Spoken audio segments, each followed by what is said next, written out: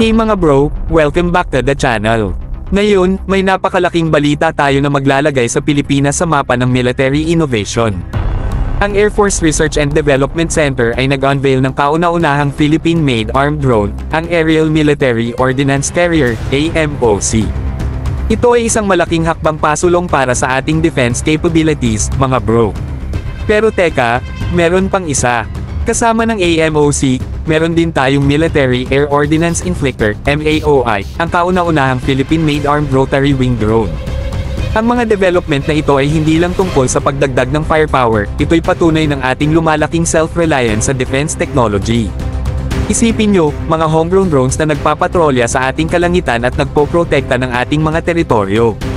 Ang AMOC ay dinisenyo upang mag-carry at mag-deploy ng iba't ibang ordnance, na ginagawa itong versatile asset sa modern warfare.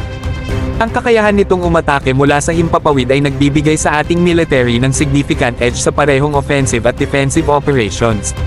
Ganito klaseng innovation ang nagpapalakas sa ating sovereignty at nagbuboost ng ating defense posture laban sa anumang banta. Samantala, ang MAOI ay magre-revolutionize ng rotary wing drone technology. Bilang isang armed rotary wing drone, ito'y nag-aalok ng unparalleled agility at precision sa combat scenarios. Ito ay partikular na mahalaga para sa close support missions at rapid response situations. Ito'y malinaw na mensahe sa mundo, ang Pilipinas ay seryoso sa pag-advance ng kanyang military capabilities. Drop your thoughts sa comments below, at gaya ng dati, huwag kalimutang mag-like, share, at subscribe para sa mas maraming military at defense updates.